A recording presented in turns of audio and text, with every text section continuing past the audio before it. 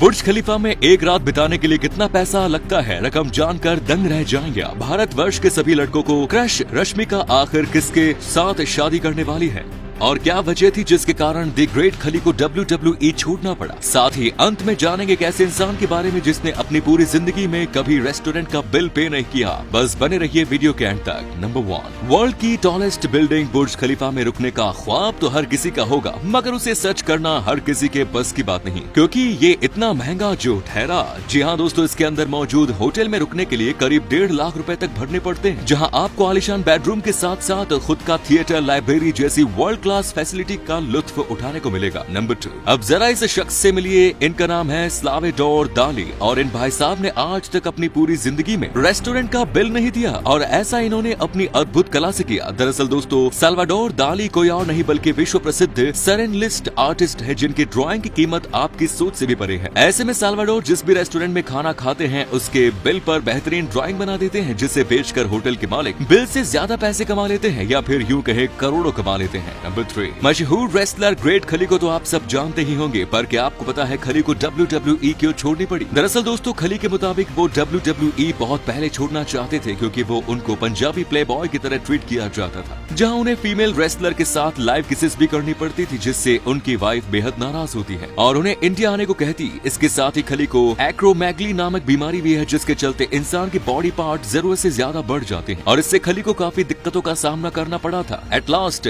खली ने अपने आखिरी कॉन्ट्रैक्ट को खत्म करके WWE को हमेशा के लिए अलविदा कह दिया। नंबर 4, भारत की शान कहे जाने वाले संसद भवन को तो हर किसी ने कभी न कभी देखा होगा, लेकिन क्या आपने कभी यहाँ लगे उल्टे पंखों पर गौर किया है? अगर नहीं तो जरा एक बार और देख लीजिए। दोस्तों, भारतीय संसद भवन का निर्माण आज से लगभग 100 साल पहले हुआ था, जिसके सेंट्रल हॉल को बेहद ऊंचा बनाया गया और फिर जब वहाँ पंखे लगाने की बारी आई तो ऊंची छत होने के कारण सीलिंग फैन लगाना नामुमकिन था और इसे डंडे से भी नहीं लगाया जा सकता था और फिर एक तरकीब लगाकर यहाँ के हॉल में रॉड लगाकर उन पर उल्टे पंखे लगा दिए ताकि यहाँ के कोने कोने तक हवा पहुँच सके। नंबर 5, कहा जाता है कि जोड़ियां ऊपर से बनकर आती है, लेकिन कुछ देशों में ये बात बिल्कुल भी लागू नहीं होती, जैसे कि सऊदी अरेबिया में, क्योंकि दोस्तों यहाँ के लोग चाहकर भी पाकिस्तान की लड़कियों से शादी नहीं कर सकते। यहाँ तक कि वहाँ के लोग पाकिस्तान क्या बांग्लादेश, म्यांमार और अरेबिक लड़कियों से भी शादी नहीं कर सकते और ऐसा हम नहीं बल्कि सऊदी अरेबिया का कानून कहता है, जिसके पीछे का रीजन किसी को नहीं पता। नंबर 6, वैसे दोस्तों आप फेसबुक, इंस्टाग्राम या फिर ट्विटर का ज्यादातर इस्तेमाल अपने घर या फिर ऑफिस में बैठकर सुकून के पलों में करते होंगे, लेकिन क्या आपको पता है दुनिया की जानी मानी शख्सियत एलन मस्क अपने आधे से ज्यादा ट्वीट टॉयलेट में बैठकर करते हैं और इसका खुलासा उन्होंने एक इंटरव्यू के दौरान किया।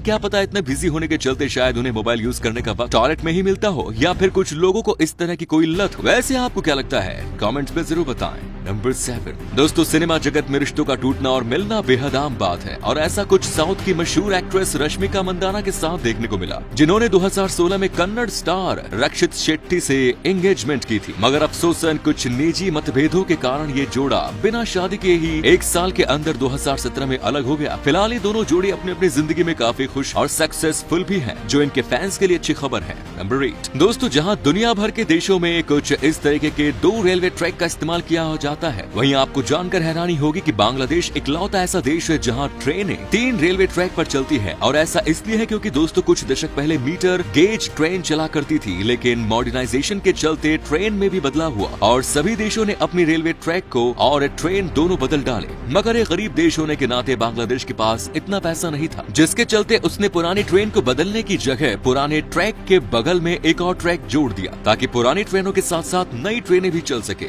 नंबर 9, अगर आप सोशल नेटवर्क के आदी हैं तो मीम्स की दुनिया में प्रचलित छोटे बच्चे की तरह दिखने वाले इस शख्स को तो जरूर जानते ही होंगे, जिनका नाम ओसिता एहेमी है, परंतु आप में बेहद ही कम लोगों को ये पता होगा कि ओसिता की रियल एज 39 इयर्स है, जो नाइजीरिया की बहुत ही गरीब परिवार से ताल्लुक रखते हैं, मगर आज अपने टैलेंट की बदौलत विश्व भर में इनकी अलग पहचान है। तो दोस्तों आज के लिए बस इतना ही। अगर आपको ये वीडियो पसंद आया हो तो इसे लाइक करके ज्यादा से ज्यादा शेयर कर दीजिए। धन्यवाद।